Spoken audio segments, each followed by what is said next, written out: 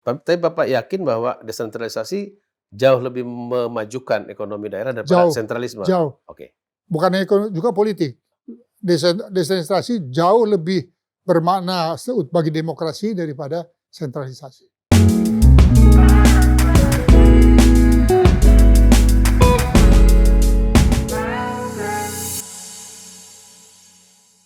Bapak sendiri kan pernah menjadi tokoh di Dewan Perwakilan Daerah. Bagaimana Bapak melihat isu ini, isu desentralisme yang memang merupakan isu lama? Kita lihat beberapa tadi kita menyebut pemberontakan di daerah lokal-lokal ya. Kalau kita lihat latar depannya politik, sebenarnya latar belakangnya kan keteradilan ekonomi, disparitas dan segala macam. Termasuk Permesta awal, traktat politiknya jelas, tetapi kita tahu itu ekonomi. Nah, bagaimana menyambungkan ide desentralisme ini Pak dalam konteks ya akhirnya kan kita merasa bahwa satu problem demografis Jawa sudah terlalu besar. Sekarang 63-64% kalau tidak salah. Dan kurang lebih begitu. Gimana Pak? Satu dulu ya, dari yang positifnya. Indonesia adalah salah satu negara yang sangat terdesentralisasi di dunia. Negara kesatuan yang paling terdesentralisasi itu kita. Kita hampir mendekati federal. Ya. Seperti India itu negara federal. Yes. Kita betul-betul negara kesatuan ya. Jadi kita sangat terdesentralisasi. Kewenangan fiskal, kewenangan politik, administrasi sudah sampai kabupaten, bukan hanya provinsi loh. Sudah saya kabupaten kota, provinsi kan hanya koordinasi. Sekarang ada upaya mengembalikan sebagian ke provinsi, tapi tidak akan berhasil. Atau bahkan resentralisasi ke pusat Pak? Tapi belum ada yang berhasil. Belum ada. Jadi dengan undang-undang yang Cipta Kerja ini ada upaya ke arah itu, yaitu supaya hal-hal yang berpolisi nasional itu harus satu, misalnya perburuan. Jangan sampai terlalu terdesentralisasi sehingga lingkungan hidup. Itu antara kabupaten dengan kabupaten itu kan perbatasannya cuma di peta. Sesungguhnya kan nggak kelihatan bedanya di mana. Kalau di sini kabupaten ini mengeluarkan kebijakan yang pro lingkungan, yang di sana tidak, batasnya padahal cuma satu garis awan, garis yang angan-angan aja, susah kan gitu. Jadi memang ada hal-hal yang kembali harus terpusatlah kebijakannya. Tapi itu masalah kedua. Jadi satu, kita berhasil dalam desentralisasi. Tapi berhasil di dalam mendesentralisasi kekuasaan. Tapi Bapak yakin bahwa desentralisasi jauh lebih memajukan ekonomi daerah daripada sentralisme? Jauh. Oke. Bukannya juga politik. Desentralisasi jauh lebih bermakna bagi demokrasi daripada sentralisasi. Nah, itu dua hal itu sudah pasti, untuk ekonomi dan untuk kepentingan politik. Cuma persoalannya kita punya negara ini apakah secara sentralisasi maupun desentralisasi memang rumit. Tapi sudah tadi saya katakan, kita ini negara arkipelago, negara kepulauan yang besar sekali. Filipina kepulauan, tapi kan kecil aja. Jepang kecil. Dan nyebrang-nyebrangnya kecil. Jepang bahkan pulau dengan pulau sudah dihubungkan dengan tunnel. Iya. Ya, kita kan besar sekali. Kita kan bisa pakai Shinkansen dari ujung timur ke barat. Betul. Sekarang kan udah jadi klise. Biaya angkutan ke Papua lebih mahal daripada ke Amsterdam. Ya. Ya terang aja ya, kalau ke sana ada barang, baliknya ada barang, ke Papua kita pergi baliknya kosong kan? Atau di sana bawa. Tapi jeruk dari Pontianak juga mahal sampai sini daripada dari Shanghai. Lebih mahal lagi. Ya itulah contoh. Jadi maksud saya, kita masih menghadapi masalah struktural ya, geografi. Jadi itu kan efeknya kepada berbagai hal kan. Terutama kepada kesenjangan, pemerataan. Pemerataan bukan hanya pemerataan dana, tapi juga kesempatan, kualitas demokrasinya juga kan makin jauh kualitas demokrasinya makin buruk kan. Pak, mohon maaf, kalau isu ini saya agak kurang sabar, mohon maaf. Jadi Bapak silakan kita kan ngobrol. Bagaimana cara cepat mendesentralisasikan demografi? Karena ini kan problemnya juga penduduk. Ada yang mengatakan dulu Pak Harto kirim lewat transmigrasi. Gagal. Tapi kan yang sukses waktu itu berhasil. Yang suksesnya Swakarsa Pak. Tapi di Swakarsa di Sulawesi Tengah, di Lampung mana-mana ya. Lampung. Tapi maksud saya sekarang ini apa yang harus dilakukan? Ada yang mengatakan ya bangun loh pusat-pusat gula. Tapi dulu Pak Habibie pernah bikin KAPET ya, kawasan pengembangan ekonomi terpadu. Iya. Pak SBY bikin koridor-koridor, kalau tidak salah. Tapi kan semua tidak bisa jalan. Konsepnya semua benar, benar. Tapi mungkin nggak sempat dilaksanakan dengan baik. Pak Pak Habibie juga nggak sempat, dia cuma 1,5 tahun. Udah itu Gus Dur. Ya saya Kan lupa, kita, Bapak penanggung jawab ekonomi ya. iya saya Menkonya 1,5 tahun. Udah itu Gus Dur kacau kan pada waktu itu kan, terus mundur, semua mundur. Nah, Pak SBY juga koridor itu kan konsepnya betul. Sejujurnya bagus koridor ekonomi, tapi kan tidak sempat dilaksanakan berkaitan. Jadi menurut saya, jadi begini ya. Pertama, kita ini kan alam, hukum alam sunatullah lah. Orang kan tidak bisa dipaksa. Kadang orang lebih banyak migrasi ke Jawa daripada Jawa ke luar kan begitu. Kalau kita membangun di luar Jawa, persoalannya seringkali terbentur kepada hak daripada masyarakat setempat.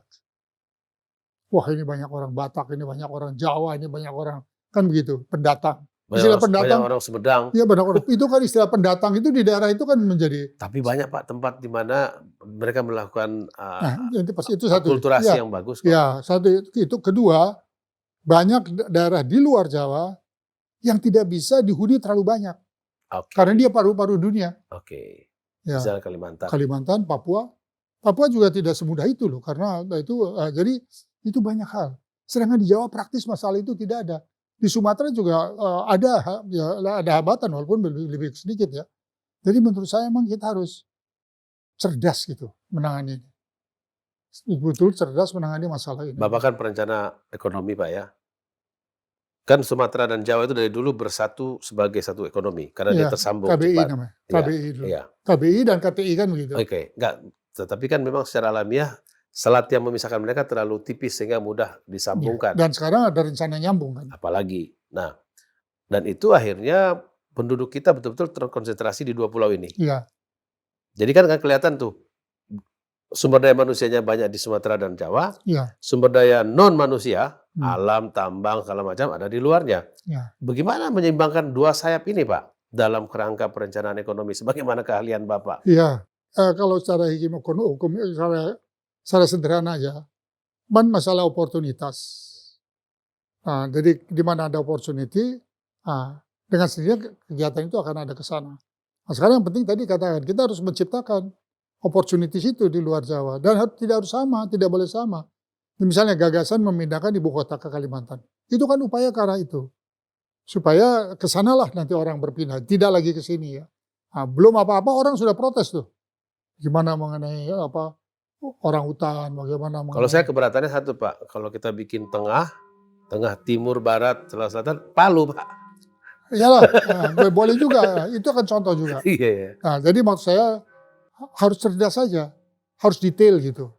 Karena bikin ibu kota itu bagus menurut saya, bagus sekali. Nah, tapi juga harus hati-hati, ya karena Kalimantan Selatan ini belum pernah banjir.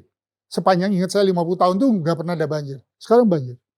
Belum pindah ibu kota. Dan ada kan aspek security, geostrategis segala macam juga. Ya, bahkan tentara pasti juga ada pertimbangan kan itu. Ya, sekarang kan misalnya dengan adanya Provinsi Kalimantan Utara kan sudah ada lagi Kodim baru. Ya. Terus nanti di Natuna itu jadi pangkalan angkatan laut berat besar kan di sana nanti pangkalannya. Itu tentu harus ke sana arahnya. Tapi kalau menurut saya ke depan bukan pangkalannya yang utama. Karena sudah lebih pertempuran ke depan kan lebih pertempuran teknologi. Pakai drone, elektronik, pakai drone. Itu udah lebih di Timur Tengah itu tentara Amerika nggak perlu banyak-banyak udah kayak dulu Nimitz kapal induk. Pakai drone aja. Yang penting pangkalannya di mana drone itu yang harus dijaga. Nah, kalau ini pangkalan yang mau ditarik seperti maunya Trump, terus di mana itunya drone yang ngatur? Ya kan harus dari situ. Nggak bisa dari Washington kan itu yang kecil-kecil. Nah, jadi memang persoalan itu persoalan yang tidak mudah. Jawa sudah overcrowded. Saya lihat membangun daya tarik opportunities. Tapi itu juga harus hati-hati. Papua misalnya, Freeport. Di Freeport kan harusnya menjadi daerah pertumbuhan baru, Timika udah besar. Tapi apa yang terjadi? Konflik lah dengan masyarakat setempat. Itu kan konflik budaya, konflik peradaban, ya kan? Ya. Nah itu problem buat kita di negara lain mungkin nggak sebanyak di kita. Indigenous population itu bukan nggak bisa kita bikin kayak orang Indian dulu di Amerika dikumpul-kumpul itu zamannya bisa di sini kan nggak bisa. Kita punya Pancasila, Pak. Satu. Kita tidak pernah merasakan bahwa orang Papua itu mereka itu lebih sama dengan kita. Tapi mereka kan bisa melakukan itu. Sekarang dia nggak bisa lagi. Nah, jadi itu juga problem dari kita. Menurut saya harus sabar. Ada yang mengusulkan Pak, saya ikut menyetujui misalnya, kenapa nggak kita decentralize saja pelan-pelan, lebih sektoral. Pertama BUMN disebar ke tempat yang dekat dengan pusat produksinya. Ada yang mengatakan, dulu departemen, sekarang mungkin kementerian teknis itu ditaruh dekat-dekatlah dengan daerah. Misalnya kehutanan taruhlah di Kalimantan, yang banyak hutan gitu. Terus pertambangan taruh di mana gitu. Begitu juga kantor-kantor, dan dulu kalau nggak salah PN Timah pernah juga dipindahkan ke Bangka seluruh kantor. Iya, Kuntoro pindah. Iya. Batu bara juga. Ya, Dia pindah ke Bukit ya, Asam. Bukit Asam. Pos kita masih di Bandung dan Krakatau Steel di Cilegon, tapi di sini kantor pusat Ya, Jakarta. Kurang lebih kayak begitu, Pak. Betul. Jadi sekarang misalnya Freeport kan di sana. Tapi kan presidennya di sini. Di sini, di Nah, Kuningan. dan jadi bayar pajaknya di sini. Ya. Nah, jadi Itu kan kemarahan orang-orang daerah, Pak. Ya, kita ada pemikiran kan waktu itu, saya ingat betul, untuk supaya perusahaan-perusahaan besar itu, kantor pusat itu misalnya dia kelapa sawit, ya jangan di Jakarta lah. Ya di Pekanbaru lah atau di mana kantor pusatnya, sehingga dia membayar pajak itu di situ. Kalaupun tidak bisa memaksa kantor swasta, kan BUMN banyak, Pak. Misalnya Pupuk Kaltim semuanya harus Ya harusnya begitu. di Balikpapan atau Harus di begitu. Samarinda. Dan kita bisa waktu zaman saya. Waktu saya dulu Menteri Pertambangan kan Kuntoro timah di sana. Pindah ke Bangka. Bangka. Sebelum dia itu dia itu kan Bukit Asam. Kita menyatukan Bukit Asam dengan Ombilin kan jadi satu. Itu dia tinggal di sana. Di Di daerah Sumsel. Dia saya lupa namanya, dengan keluarganya. Nah, kenapa dia bisa, yang lain kok enggak? Saya membayangkan Garuda misalnya di Jogja apa di Bali gitu ya. Misalnya contoh. Betul. Nah, banyak. Jadi itu doable, Pak ya. Seperti Pertamina kan nggak perlu di Jakarta. Iya. Di mana dia gas yang paling besar ya di situ lah. Kalau perlu taruh di Aceh misalnya. Ya, di Aceh, di Kalimantan Barat, Kalimantan Timur. Atau di Riau gitu ya. Ya. Nah, yang begini apa masalahnya, Pak? Itu kan keputusan yang sebenarnya sangat logis. Ya, mungkin tidak semudah itu karena ya memindahkan infrastruktur kan infrastrukturnya bukan hanya gedung, orang. Gitu, dan berbagai hal itu juga makan waktu. Makanya waktu pemindahan ibu kota itu saya jujur aja itu. Saya murah-murah agak skeptis ya, tapi saya pikir itu contoh. Jadi kalau ibu kota sudah bisa pindah, BUMN pasti akan pindah, bank-bank akan pindah.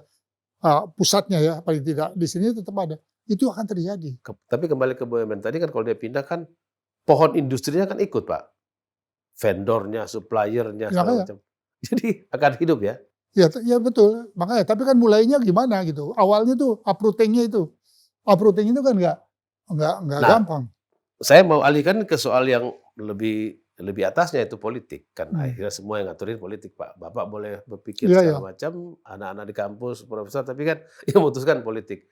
Apakah memang politik kita itu memang secara administratif sudah beres, pusat daerah, desentralisme, sentralisme, tetapi kulturnya, kultur pusat, artinya orang bisa datang dari daerah Jawa Timur, dari Sulawesi Tengah, dari Papua, dari Nusa Tenggara, begitu sampai Jakarta, dia langsung otomatis orang pusat.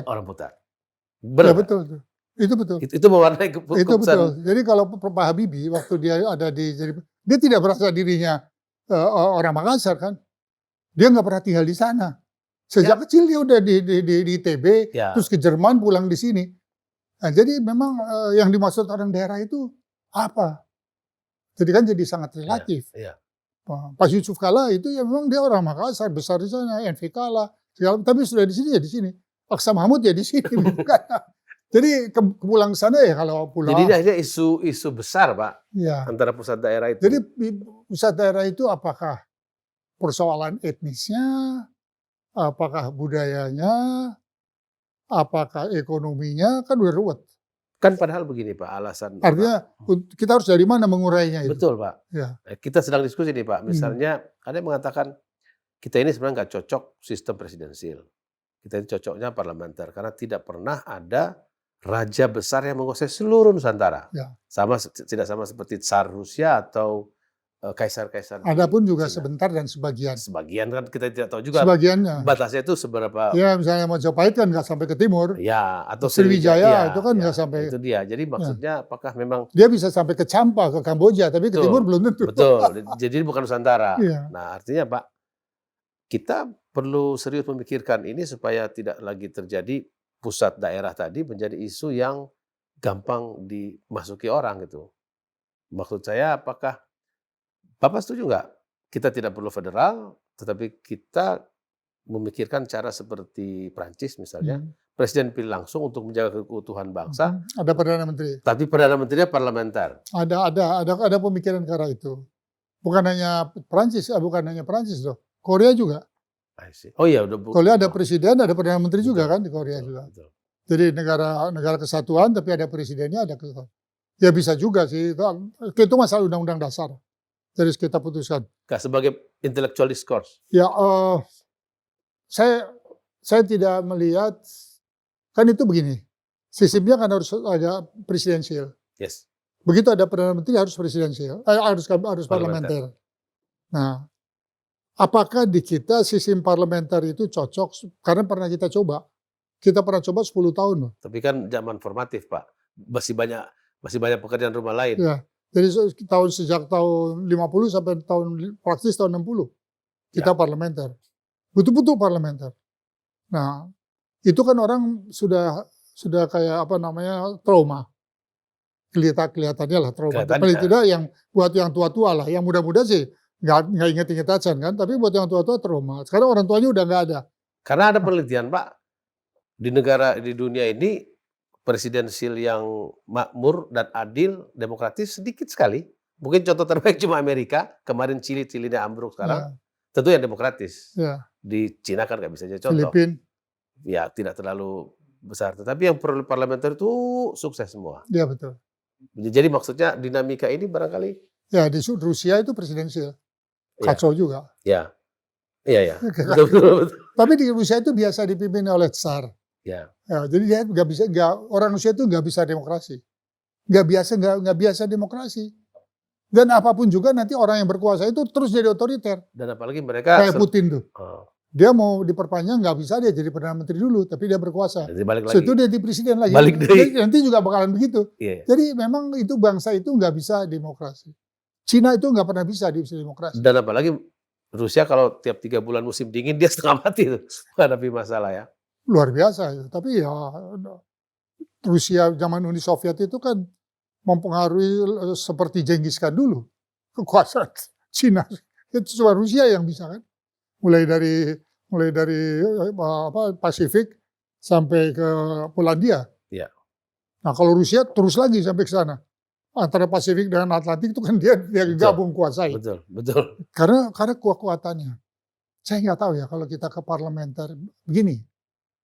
Saya ini tidak terlalu puas sama kualitas demokrasi kita. Khususnya kualitas parlemen kita. Jujur aja. Saya tidak. Tapi Anda mengatakan kualitas teknokrasi kita juga tidak sebagus dulu, Pak.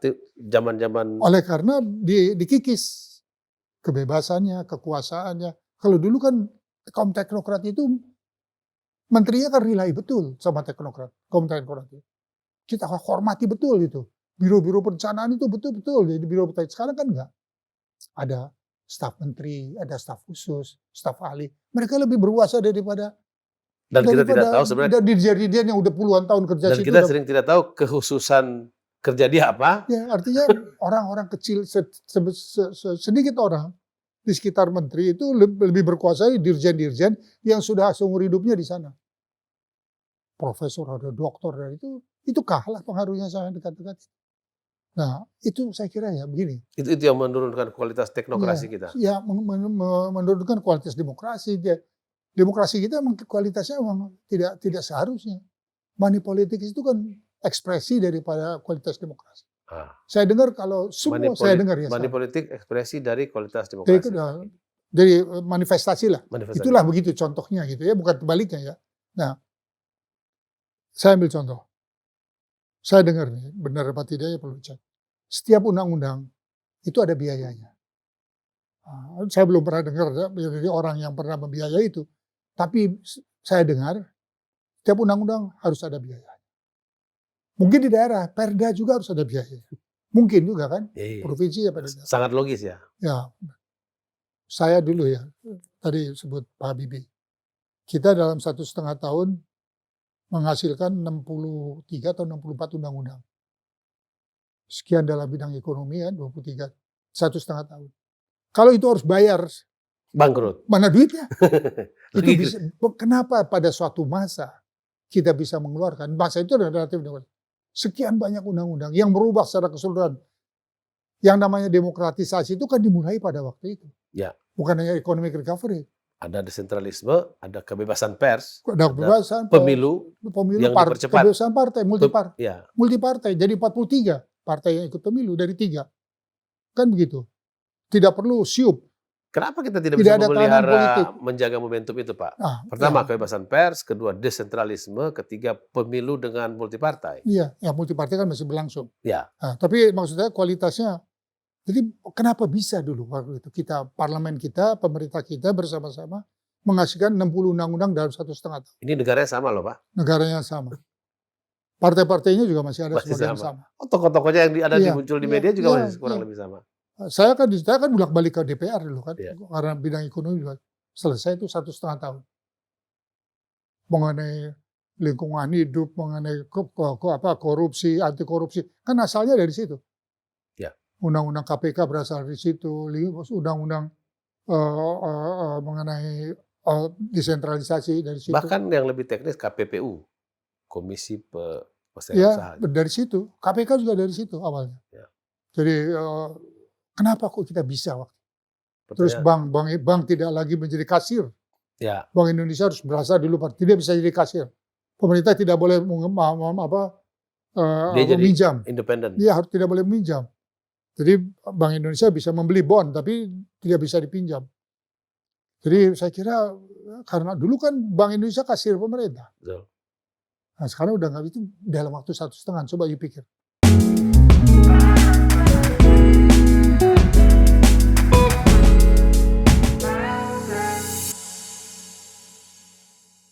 Saya bilang, Pak Hamzah, itu orang Jepang, orang Cina, menteri-menterinya nggak ada yang bisa bahasa Inggris. Iya. Tapi negaranya baju-baju, Pak Hamzah. Itu bahasa Inggris serahin sama anak buah.